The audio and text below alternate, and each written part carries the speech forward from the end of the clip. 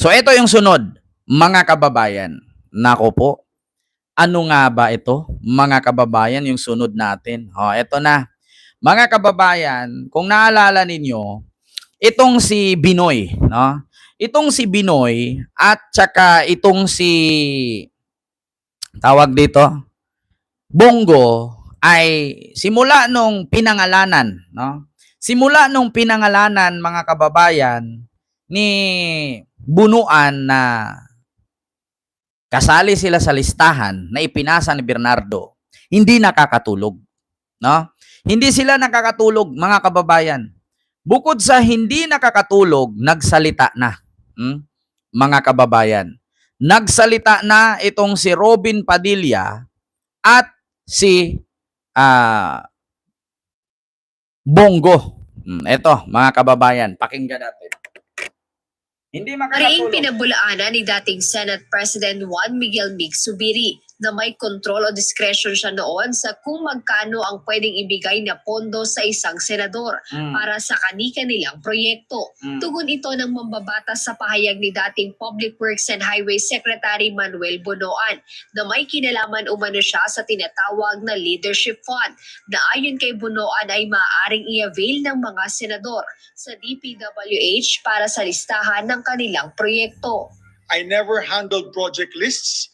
All requests were coursed through the Senate Finance Committee. For the record, as Senate President, I never requested, held, or handled any list of project requests from senators. Binigyang diin ni Senator Zubiri na wala siyang hinawakang listahan ng mga proyektong hiniling ng mga kapwa niya senador noong siya ang Senate President. Wala po dumaan na proposed budget amendments sa ating tanggapan. Alam ng mga senador yan. Because whenever the senators would approach me and say, meron kaming mga request, I always tell them, pass it to the finance chair in the finance committee. Always. Lahat ng request ay course to the Senate Committee on Finance na siyang tagapangasiwa ng budget process sa Senado. Paliwanag niya na mayroon talagang ganito ang mga senador at kongresista, ngunit para ito sa kani-kanilang sinusuportahang programa.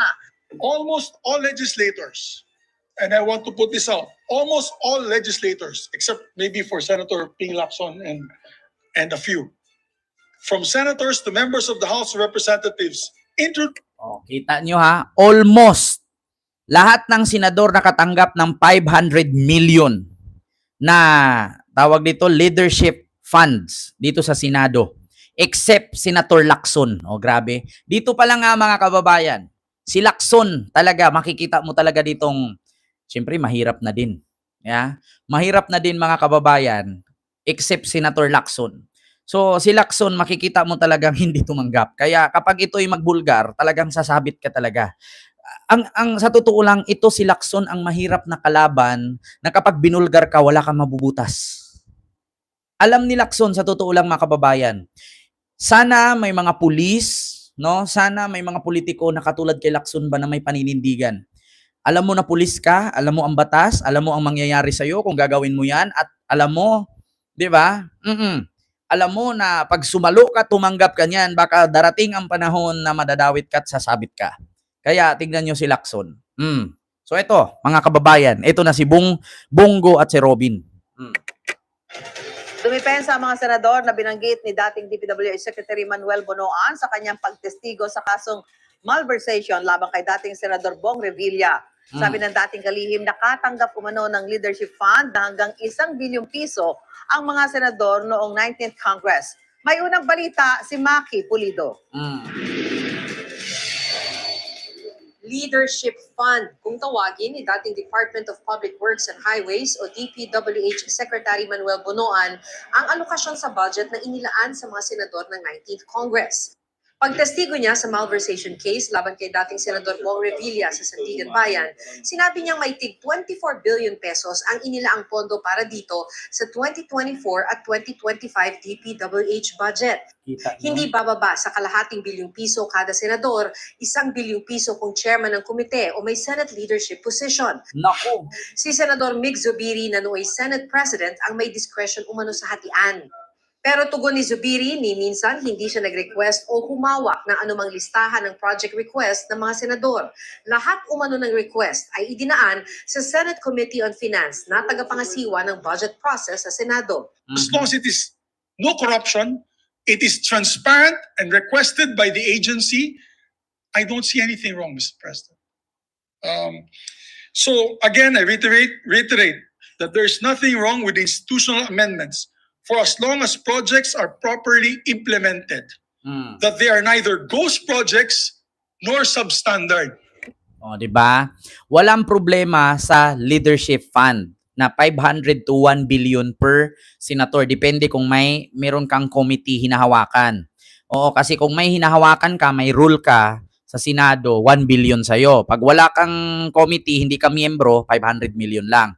Walang mali doon. Ang mali doon kung hindi mo ginamit sa tama. Para siyang pork barrel, sabi nga ni Ping Lacson, dapat buwagin nga yan. Kasi diyan mag-umpisa eh. Parang sa iski lang yan eh. Parang sa barangay, di ba? Sa iski chairman, parang ganyan. So, ngayon, sa totoo lang mga kababayan, talagang marami, no? Yung mga nabibigyan. Ang tanong kasi diyan, sino-sino ba yung may mga committee members? Sino-sino ba yung senador na mga committee members na may mga function, may mga rules sa Senado? Yung about sa Blue Ribbon, yung about sa health, about sa media, about sa kababaihan, di ba? Yung mga about sa baha, about sa budget, about sa yung may mga ganyan-ganyan eh, about sa sugal, about sa gaming, di ba? May mga committee ano kayo, rota-rota. So, 1 billion ang matatanggap mo. Pero kung wala, parang Lito Lapid, 500 million ka lang. So, eto, continue, mga kababayan. Tanungin naman ng prosekusyon si Bunoan kung sino pa ang nagpadaan ng listahan kay dating DPWH Undersecretary Roberto Bernardo. Itinuro ni Bunoan sina Senator Bongo, Robin Padilla at Jinggoy Estrada. Patay. Natanong din si Bunoan ng magistrado kung may nagpasalamat ba sa mga nagpalista ng proyekto. Maliban daw kay Revilla, nagpasalamat rin daw si Senator Amy Marcos. Nako! Sabi naman ng senadora, hindi niya alam kung anong sinasabi ni Bunoan, pero lagi raw siyang nagpapasalamat sa mga ahensyang nagdadala ng proyekto sa kanyang probinsya.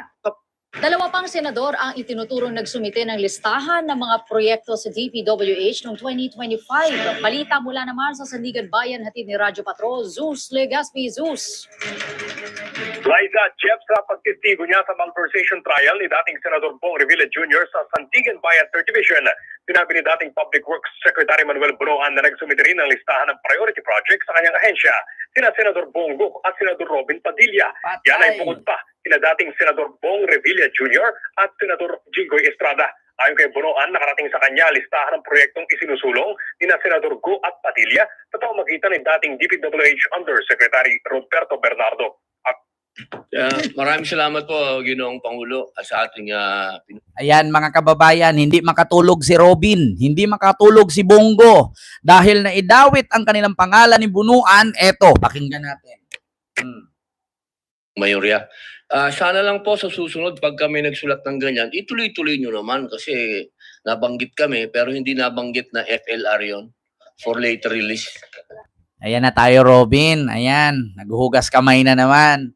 Kamakailan lang, binulgar ka ni Direk Joey Reyes na meron kang 150 million, no? Insertion doon sa may, ano ba yung Intramuros ba yon? Yung about sa mga artist, yung film center heritage. Di ba may proyekto ka doon na hindi na itapos kasi si Diskaya ang kontraktor mo, kaya sinalo ni F. Elisa. Tapos bali-balita, si Lisa ang pinagbintangan ng mga DDS na project daw yun ni Lisa. Putragis na yan, si Lisa pala ang nagsalo. Ya? Dahil palpak ang proyekto ni Robin. Patay ka diha. President, I just want to manifest in relation to the testimony of Mr. Bunoan earlier in the Sandigan Bayan. Mahirap po mag-react sa isang issue na hindi natin alam anong pinagbabasihan at ano ang motibo. Marahil mas mabuting ibalik ang tanong sa nagbanggit nito. Base sa sinabi ni Mr. Bunoan, parte ito ng kanyang testimony sa Sandigan Bayan kung saan may hinaharap siyang kaso. Siya ang akusado, it would be best that he focuses his defense on proving his innocence rather than dragging our work as Sir legislators Alfredo into Rada, their hello mess. po. Dinamay pa nga kami ni Senator Robin.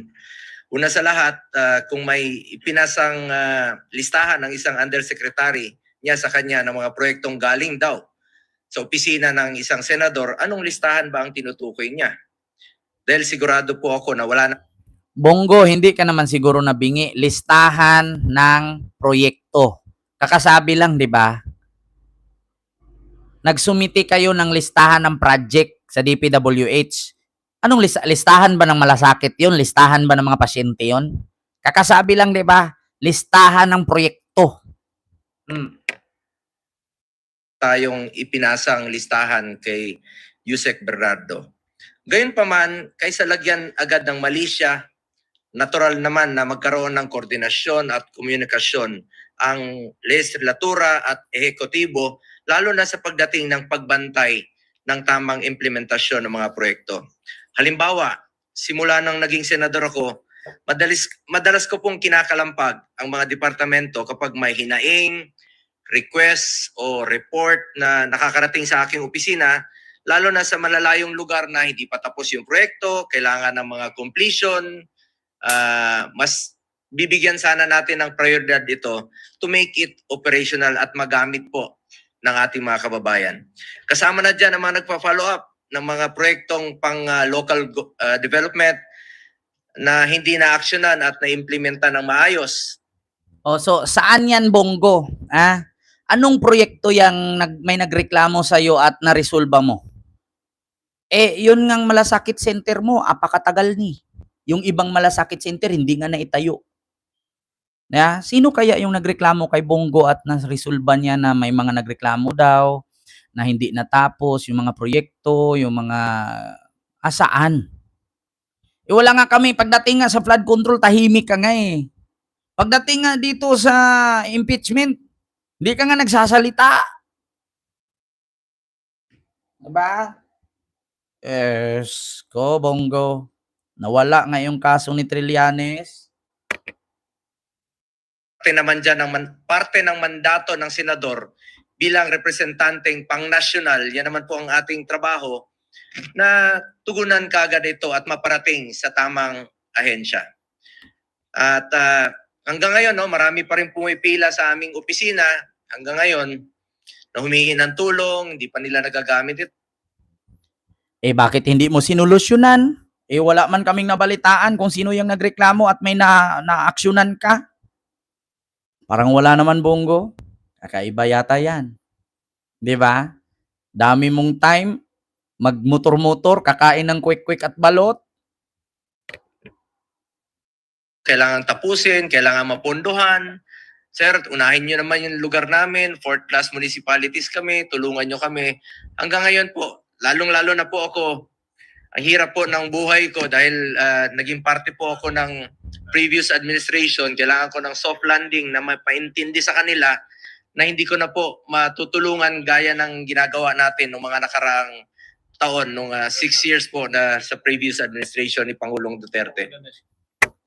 So, hindi na daw siya makatulong kasi wala na daw siya, hindi katulad dati.